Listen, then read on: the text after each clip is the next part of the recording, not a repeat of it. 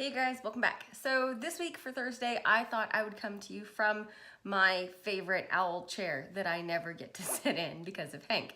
So he is outside sunbathing right now, so I figured I would use this time to do my Thursday chat with you guys.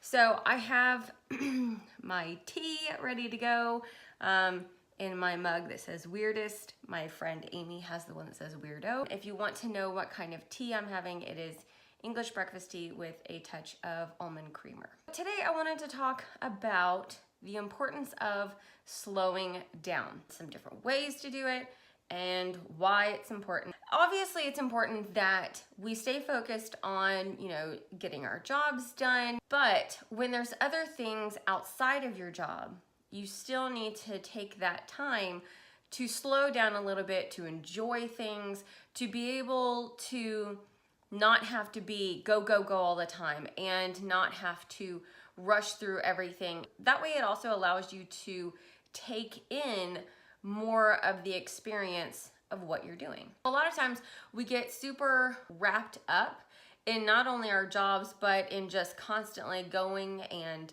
doing things, and it's important to slow down. This week I have been making sure to put a little bit of a focus on journaling and writing at least one page each day. Now I know that there's a book called The Artist's Way that encourages morning pages, which says, as soon as you wake up, write 3 pages, just continuous, pretty much whatever your thoughts may be, write for 3 pages. I don't go to 3 pages. I just want to at least get some thoughts out about the day. It's actually been really interesting. So one of the things when you're journaling, obviously, sometimes you'll talk about your day and things, but then it's also kind of interesting to see where your mind goes when you just allow it to say whatever it wants to say. I'm not really super concerned about when I'm journaling right now. I'm just trying to make sure that I get it into my day. This is kind of my compromise when it comes to the whole bullet journal.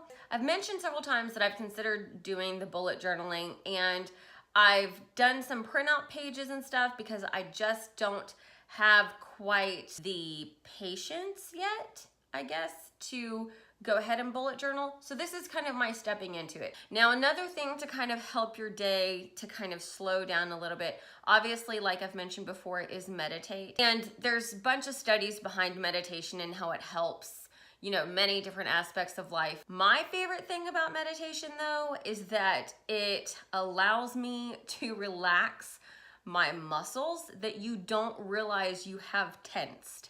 And so that's been really enjoyable and interesting as well, is that guided meditation, I have to say, is probably my favorite way to do this because they kind of walk you through the process. And I found out this morning, there are also guided meditations on Alexa.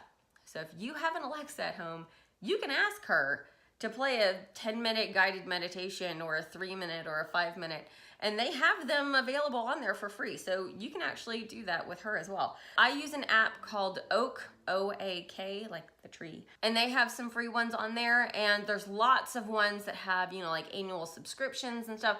But there's also YouTube. There are tons of videos on YouTube with guided meditations and everything. And so there are free sources out there for meditating. Also, one of the other ways of slowing down your day is if you have an Apple Watch, there's this thing that will pop up on your watch throughout the day, and it's a breathing app.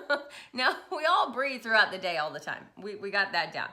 But the breathing app actually tries to get you to slow down and take 1 minute of controlled breathing, which is kind of like a little mini meditation. And I think that was kind of the springboard that got me to meditating. This only takes 1 minute. It's literally 60 seconds of your day. It then tells you kind of what your heart rate was during that 1 minute. Let me know what it is you guys do to kind of slow down your day, and especially if you have kids, because whoo, Nelly, if you have a kid over the age of 2, that child is going to talk and talk and talk and talk and talk and talk and talk and talk and talk.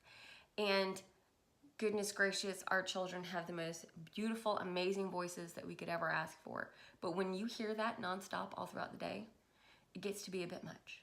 So taking this time to slow down and have quiet is absolutely just a dream at some points. And I've also been including my kid in the meditation in the mornings a lot of times. So she knows that I'm doing my workout. She'll be eating breakfast and reading a book. And then when it's time to meditate, I actually will invite her in to come meditate with me. And I have to say, she's been liking it. I've been liking it.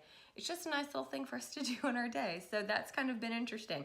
But if you have a kid, do your kids meditate with you? Do they journal? What do they do any of these things too? I've gotten my kid into journaling as well. I set up her journal, some guiding questions so that she doesn't have to just freehand it. In her notes, in her little notebook, one side of the page will be blank, and then the other side of the page, I'll write 3 different kinds of questions. So let me know down in the comments what it is that you do to kind of stay chill throughout your days. Post it down in the comments, and I will see you guys on Mean Muggin' Monday. Have a great weekend, you guys.